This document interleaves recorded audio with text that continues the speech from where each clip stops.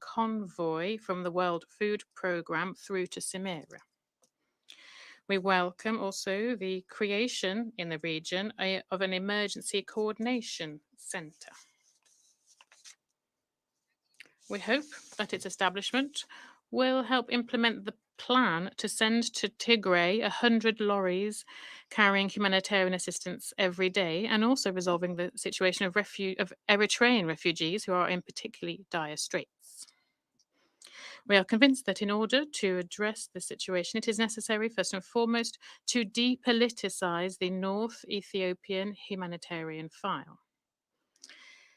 Providing humanitarian assistance in the context of the ongoing political standoff and the toxic media atmosphere has little chance of success. Nor can we agree with the bias in public focus in the work of humanitarians in Tigray. When providing humanitarian assistance, it's important to pay attention to other regions too, including Amhara, Oromia, and Somali, who also have significant humanitarian needs. These are linked to droughts, floods, plagues of locusts, and problems with planting crops. The basis of these efforts should remain UN General Assembly Resolution 46182 and the UN Guiding Principles on Humanitarian Assistance. We call on OCHA to pay particular attention to establishing privileged and constructive dialogue with the federal government. We fully support, Mr. Secretary General, the work that you've been doing to launch a political dialogue as soon as possible. We are convinced that this dialogue should be led by Ethiopians themselves, with the support, first and foremost, from the African community. Any potential external assistance should be done while fully respecting the sovereignty, territorial integrity, and political independence of the country. In June's elections in Ethiopia gave convincing proof that the federal authorities can unify the Ethiopian community. We are convinced that they can independently work towards normalizing the situation and generally put the country back on the right development trajectory. Our African partners and the international community should simply support these efforts of the Ethiopian government. We'd also note in this connection the appointment of the High Representative of the African Union and former President of Nigeria, Obasanjo. It's important to understand also that attempts to undermine the situation and also exert pressure on the democratically elected government of Ethiopia, including through adopting unilateral sanctions, will only further stoke the conflict. Equally, nor will the crisis be solved by discussing it at the Security Council. It would be more effective if each member of the Security Council made its own contribution to resolving the situation. The emphasis should be on quiet diplomacy and bilateral channels of privileged communication. The Russian Federation is ready to ensure this. Thank you for your attention.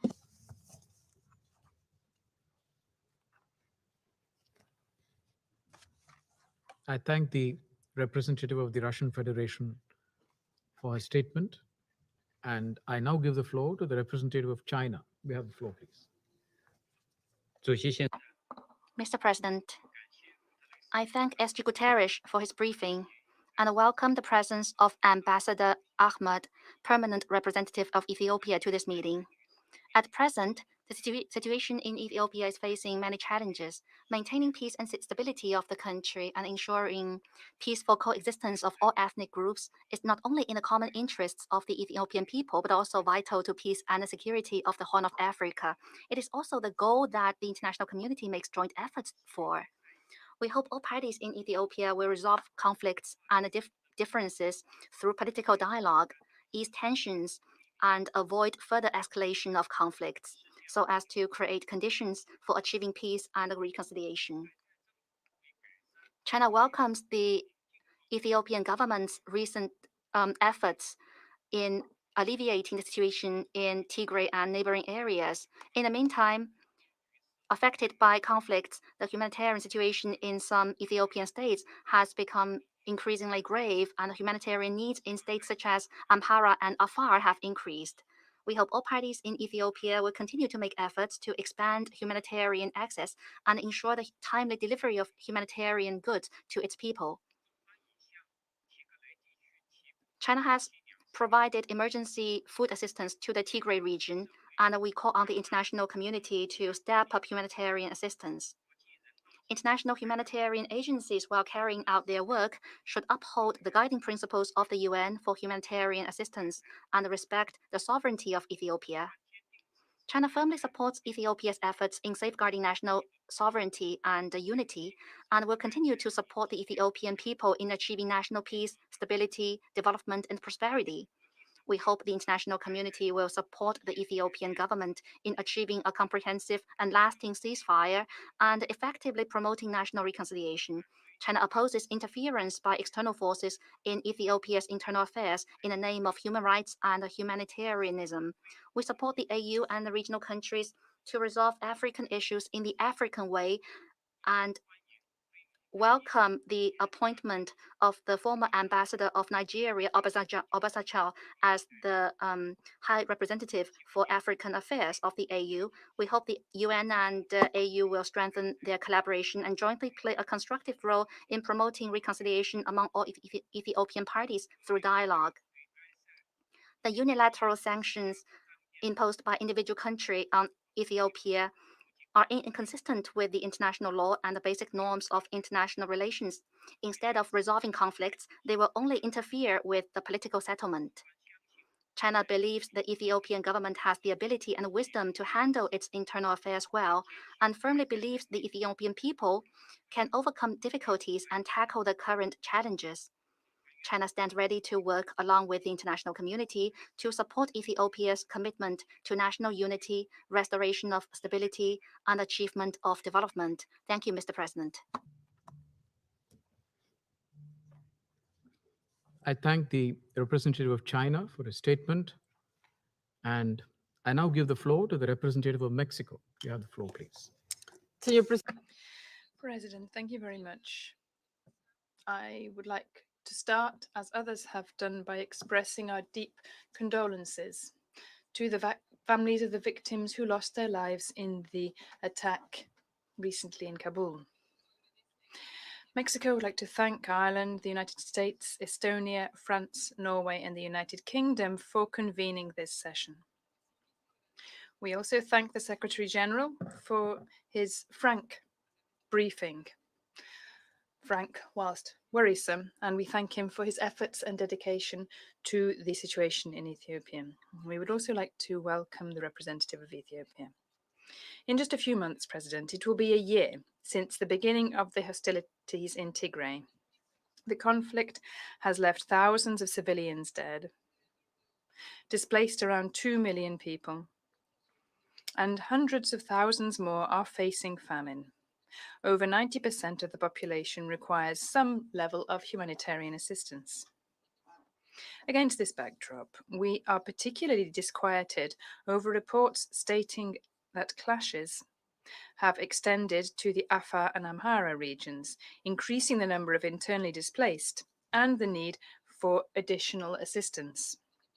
Moreover, the conflict has involved other protagonists at both national and regional level.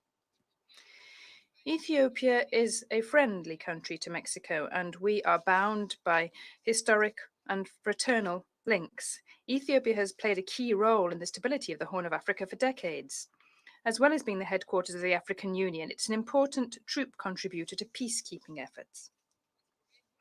Therefore, a prolongation of the conflict would not only have disastrous consequences for millions of Ethiopians, but would also represent a high risk of destabilization for the region. Once again, Mexico reiterates its call upon all parties to the conflict for an immediate ceasefire. We also call for the withdrawal of all non-Ethiopian troops from Tigray, as well as of militias not from neighboring federal states. Mexico calls upon the Ethiopian authorities to guarantee the protection of their citizens, independently of their ethnic origin or political affiliations. Reports of sexual and gender-based violence against women and girls and serious violations against children must be investigated and those responsible brought to justice. We are eagerly awaiting the results of the joint investigation underway by the United Nations Office of the High Commissioner for Human Rights and the Ethiopian Human Rights Commission. President, Mexico welcomes the efforts of the United Nations and other humanitarian actors to deliver humanitarian assistance to Tigray. We regret the fact that humanitarian activities continue to face challenges, and in particular, the fact that humanitarian aid cannot reach certain regions. Interruptions in communications, fuel, and the banking system have repercussions on the abilities of the humanitarian community to provide assistance. We underscore the need to re-establish these services and to ensure unimpeded humanitarian access so as to avoid further deterioration in the already critical situation. A lack of access to food could result in a massive famine, as we have already heard here. Whilst the lack of basic services, medicines, and medical supplies of an essential nature exacerbate the risk of transmissible preventable diseases. Moreover, Mexico strongly urges all parties to the conflict to respect the norms of international humanitarian and human rights laws. In particular, the protection of civilians and essential infrastructure, as well as humanitarian personnel. In this regard, we reiterate the need to investigate all attacks against civilians and humanitarian personnel so as to avoid impunity. President, to conclude, I would like to say that if one thing has been made abundantly clear during this period, it is that there is no military solution to the conflict in Ethiopia, and as we have heard from many delegations. In this regard, we recognise the regional efforts to mediate and seek a political solution. Mexico calls upon all parties to the conflict to put the well-being of millions of people ahead of their own interests, and to immediately initiate an inclusive dialogue with a view to beginning the process of national reconciliation and reconstruction. And that is why we welcome the appointment of the former Nigerian President Obasanjo as High Representative for the Corn of Africa to the African Union. Thank you very much. I thank the representative of Mexico for his statement. I now give the floor to the representative of Kenya. You have the floor. Thank you, Mr. President. I have the honor to make this statement on behalf of the African 3+1, namely Kenya, Niger, St. Vincent and the Grenadines, and Tunisia. I thank the Secretary General for his briefing on the latest developments in Ethiopia. We commend his engagement with Ethiopian leadership, the African Union, and regional leaders. We believe that his good offices can play an important role in facilitating a resolution of the current situation. We have heard the important information, insights, and concerns expressed by our fellow members of the Security Council. We indeed share similar points of view with many of them. The violence presently afflicting the people and country of Ethiopia is a product of conflicting views of the country's future. It has erupted and worsened because the country's conflict prevention and resolution tools have until now been inadequate to the task. The resolution to this crisis requires that we undertake a mediation of the deep divides as part of an Ethiopian-owned process supported by the available peace and security architecture and practices, especially those of the African Union. As the A3+1, we observe that on every side of the conflict, there is a growing perception of ethnic identity being the basis of conflict. The opposed sides give short shrift to each other's grievances and regard opposition to their own view as illegitimate. These opposed constituencies, reflecting the present political character of Ethiopia, are organized along ethnic lines. This makes them uniquely dangerous because they easily conflate political opposition to a struggle between ethnicities. We have witnessed with profound concern the resulting terrible harms that have befallen innocent civilians. And if the present course is not changed, we fear that it may get far worse. We have condemned and continue to condemn the violence against civilians, the killing of boys and men not in uniform, the destruction of civilian objects, the confrontations that have led to the blocking of humanitarian aid being delivered to desperate families. In particular, we register our strongest protest against the horrific human rights violations and acts of sexual violence perpetrated against girls and women. Our values as a continent, as captured with such gravity in the African Union's Constitutive Act, demand respect for the sanctity of human life and the condemnation and rejection of impunity. To put an end to this violence, our values must inspire and drive practical action.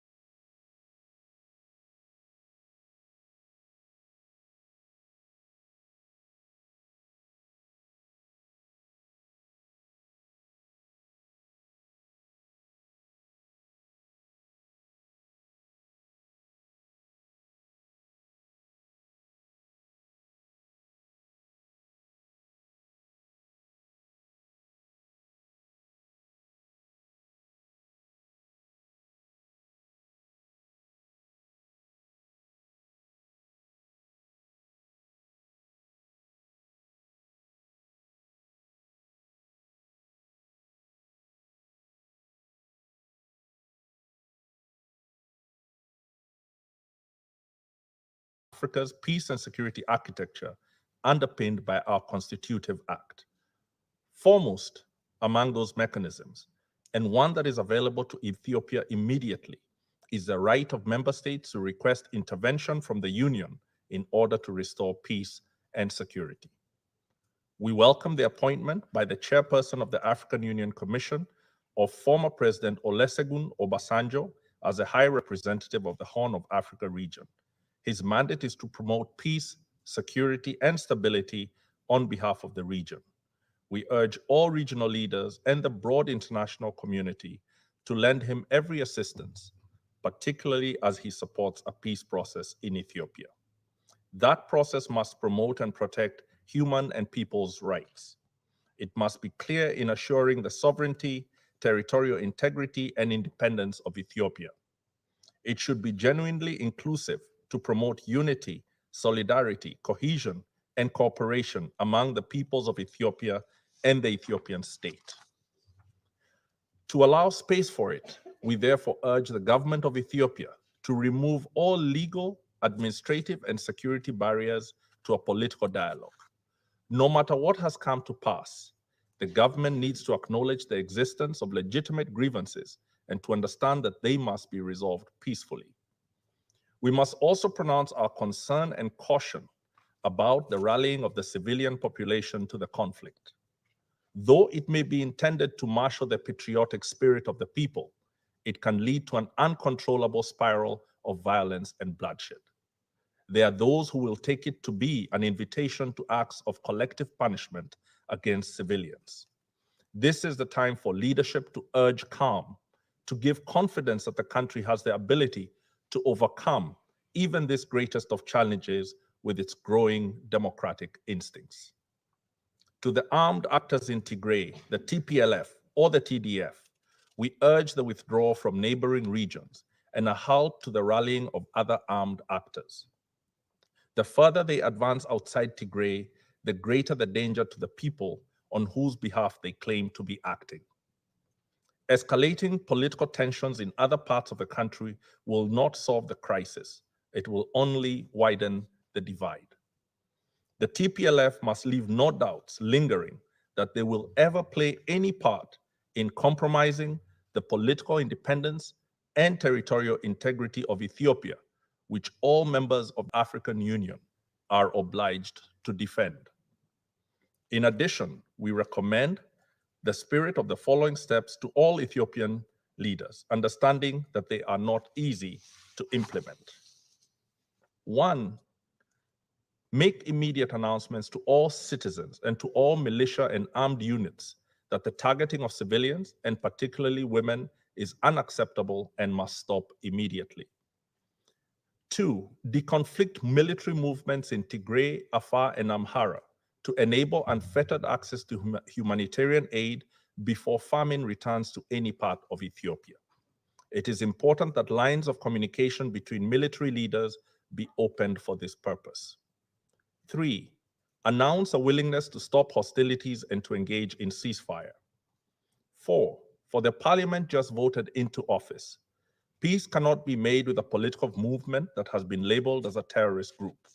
Parliament should prepare to lift this designation to allow for direct contact and negotiation with armed actors opposing the government. Five, for the government, tangibly demonstrate an embrace of the people of Tigray by resuming the provision of basic services to them. Six, accept the good offices of the African Union, the region, and the UN Secretary General as bridges to mediation and peace building. Mr. President, to this Security Council and the international community, we make the following recommendations. We call for the government of Eritrea to withdraw its forces from Ethiopia and embrace a role of peace building. We urge wealthy countries and organizations to provide adequate resources to the humanitarian campaigns in Ethiopia. Three, we call for the UN Development Program, the World Bank, the IMF, and all of Ethiopia's creditors to deliver an economic recovery package to implement the moment political mediation is underway. Number four, we urge caution in the use of any unilateral coercive sanction measures that risk Ethiopia's economic collapse. Their use will only worsen the humanitarian crisis. To the African Union, we call for a re-energizing of the peace and security architecture. We have seen that its powerful capabilities contribute to resolving many conflict situations in the continent, and we believe they can be used in Ethiopia. Mr. President, allow us to conclude with a final caution. War is seductive. There are those who today in Ethiopia call for it to be given a chance. Such an attitude taps into a deep human desire for the clarity that enmity appears to offer. It promises simplicity instead of painful compromise, the annoying need to listen to the other, and the frustration that comes from trying to appreciate complexity. The Ethiopia of old inspired and rallied us Africans. It had challenges. It had known war and subjugation among and between its peoples, but its successful resistance to colonialism, racism, and fascism rallied our spirits. As Africans, we are conscious that this is our historical moment to recover our march to prosperity, peace, and independence from the actors who prefer us weak and divided. Ethiopia must not tap into its glorious history to solely grasp the grievances that lead to anger and hatred. Instead, Ethiopians must find in their past the prominent lessons of compromise, unity, and peace.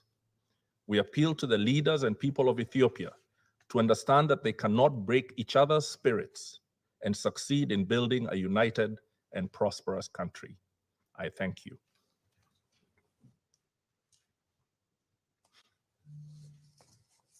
I thank the representative of Kenya for his statement. I would like to make a statement in my capacity as the representative of India. I join others in thanking the Secretary General for his comprehensive briefing and insights into the issue. I welcome the participation of the permanent representative of Ethiopia in today's meeting. Let me begin by strongly condemning the terrorist attack in Kabul today. We extend our heartfelt condolences to the families of the victims of this terrorist attack. Today's attacks reinforce the need for the world to stand unitedly against terrorism and all those who provide sanctuaries to terrorists. Today's meeting under the agenda item Peace and Security in Africa has been necessitated by the humanitarian situation in Tigray, which is witnessing continuing fighting between the Ethiopian Defense Forces and the Tigray People's Liberation Front. In recent weeks, the conflict has intensified and now been spread by one side, TPLF, to the neighboring regions of Amhara and Afar. The conflict is having a severe impact on the civilian population, particularly women, children, and the elderly, and has resulted in the killing of innocent civilians, human rights violations, and use of child soldiers. The unilateral ceasefire announced by the government of Ethiopia in June 2021 was an important step aimed at improving the worsening humanitarian situation. Unfortunately, the opportunity provided by the ceasefire seems not to have been grasped, with the continuing aggression and belligerence of one side and spread of fighting beyond Tigray region. The humanitarian cost and suffering due to the conflict is unfortunately mounting. This development has a potential to destabilize the larger Horn of Africa region. In our view, today's meeting should strengthen efforts towards a ceasefire, which is the need of the hour. In this context, we take note of the efforts of the government of Ethiopia and its leadership in addressing the situation. The government has been working with humanitarian partners, including the UN Office for the Coordination of Humanitarian Affairs, the World Food Programme, and other agencies to alleviate the suffering of the people. We deeply appreciate the efforts of the Secretary General in this connection.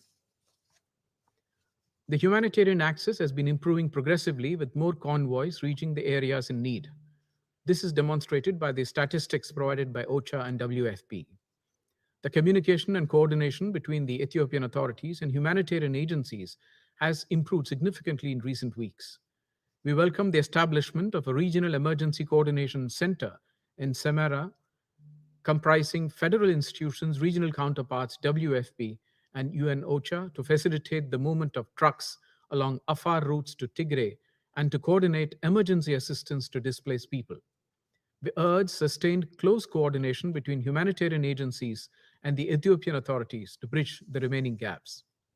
At the same time, there is an urgent need to scale up efforts consistent with UN guiding principles for humanitarian assistance. At this juncture, Ethiopia needs all the support it can get from the international community. The international community should come together, treat the emerging situation with sensitivity and seriousness, and extend all possible humanitarian assistance to Ethiopia. The humanitarian agencies also need to take measures to avoid diversion of humanitarian aid.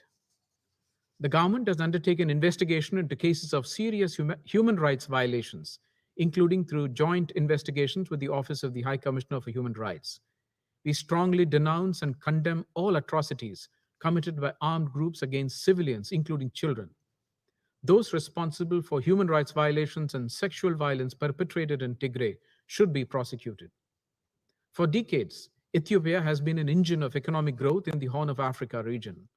Today, Ethiopia needs support from the international community, including from the African Union and the United Nations, to address issues related to the conflict. The solution to the conflict must be Ethiopian-led and within the constitutional framework of Ethiopia. India continues to underscore the importance of mutual trust, engagement, dialogue, and reconciliation for lasting peace and stability. India reiterates its strong commitment to the unity, sovereignty, independence, and territorial integrity of Ethiopia. I thank you. I resume my function as President of the Council. I now give the floor to the permanent representative of Ethiopia. Excellency, you have the floor.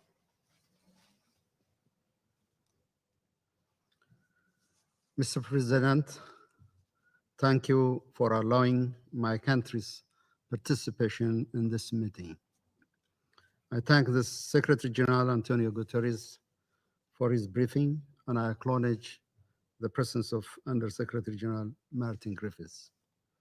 Mr. President, on the World Humanitarian Day last week, the Secretary General provided emphasis to the situation in my country.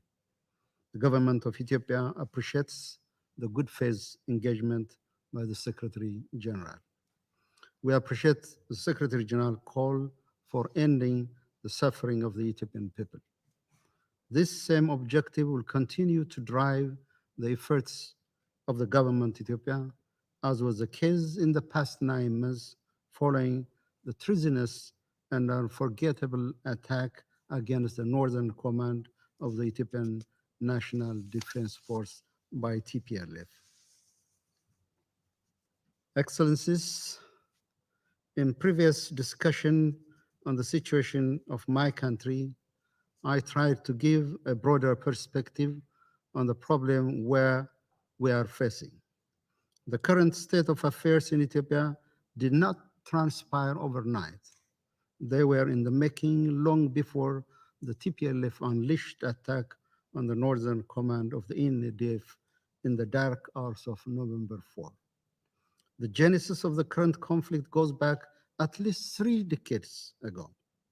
Since 1991, TPLF maintained hegemonic control over the political, security, and economic life of the Ethiopian people. During this time, the TPLF faced resistance at every turn in all corners of Ethiopia. We must recall that it was sustained popular protest that dislodged the TPLF from the political power in 2018, ushering in a promising period of transition. TPLF was dispelled not only from power, but also from the hearts and minds of Ethiopian people due to the non-evolving and destructive ideology it seeks to preserve in the Ethiopian body politic. The people of Ethiopia outprogressed this political elite that stand vanguard for division over unity, oligarchy over equal opportunity, favoritism over merit.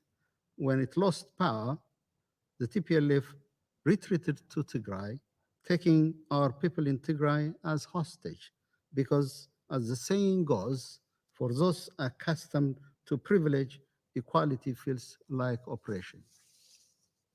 Still, despite numerous provocations, the Ethiopian government exercised maximum restraint until the group attacked and looted military barracks. Over the last 9 months, the government sought to uphold the constitutional order. The TPLF refused to disarm and surrender to law enforcement authorities, doubling down on its destructive agenda. Mr. President, the unilateral humanitarian ceasefire declared in June and the subsequent withdrawal of the National Defense Force from Tigray was supposed to bring calm to the region and its people and provide space for the TPLF leadership to reconsider its ruinous course.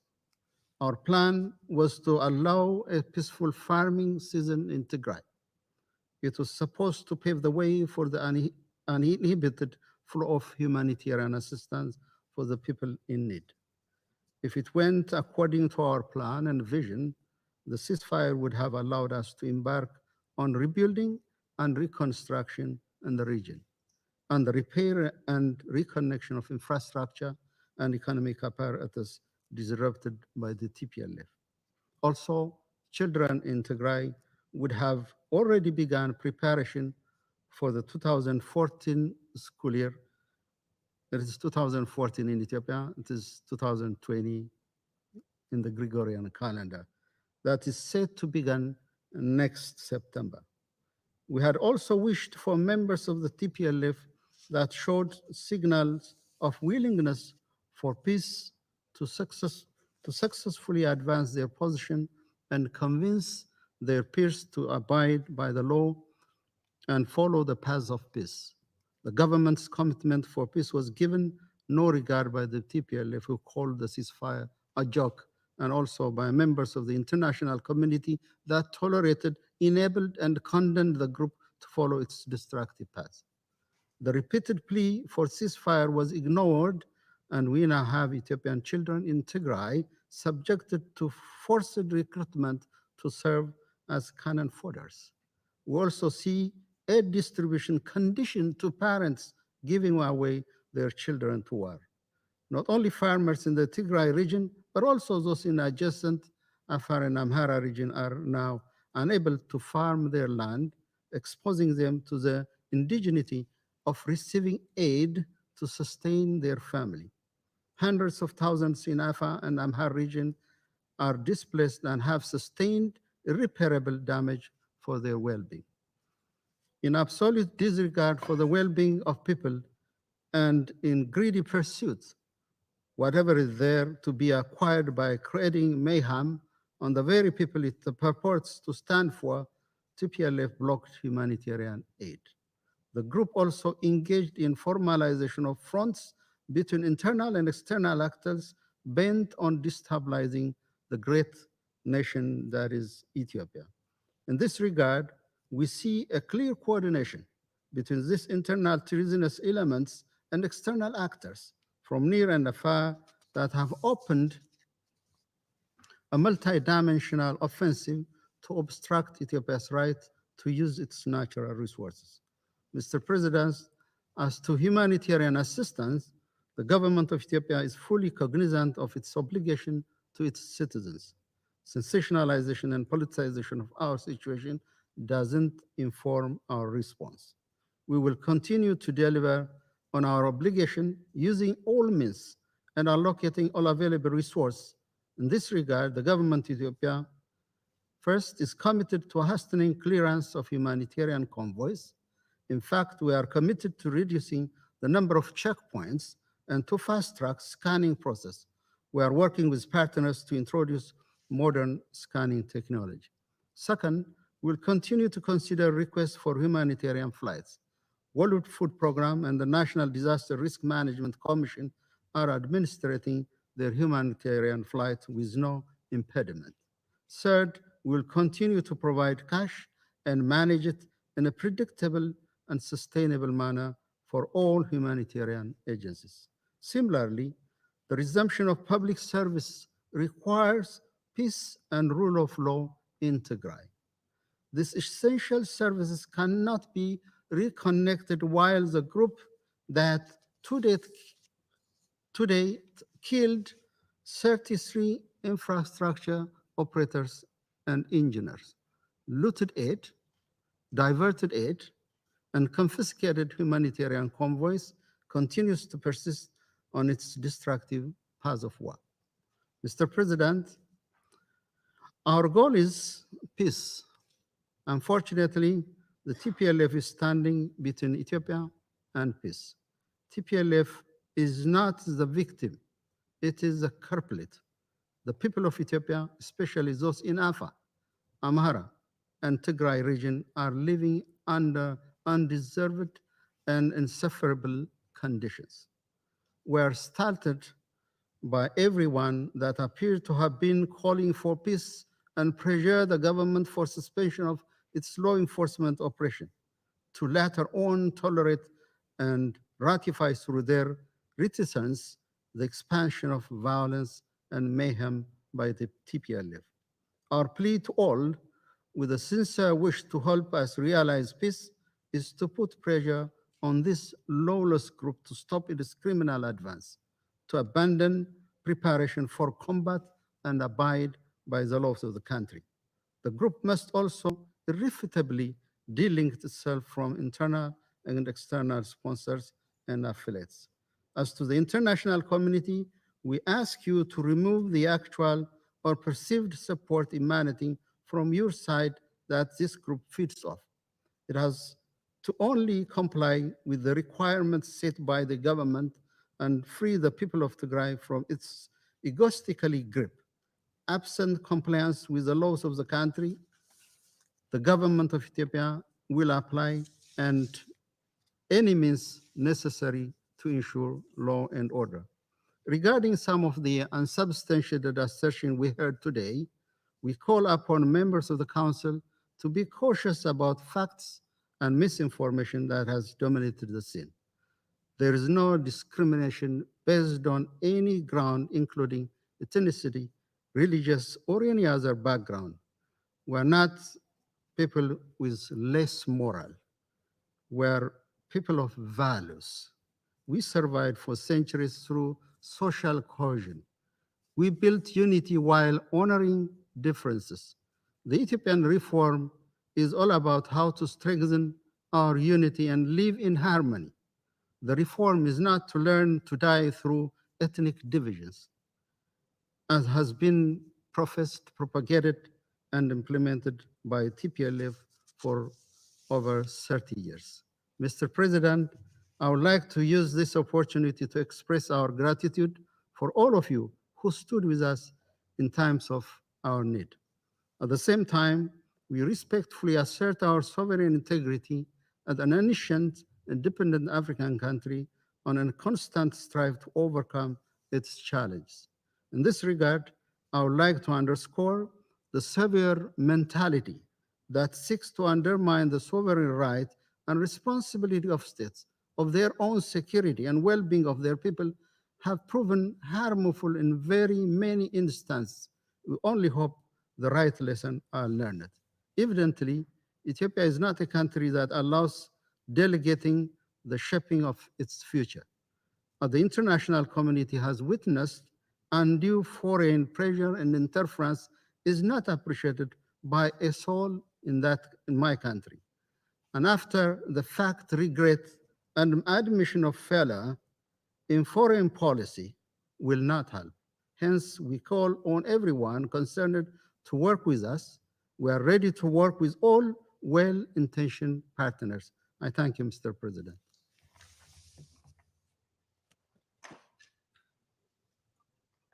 I thank the permanent representative of Ethiopia for his statement.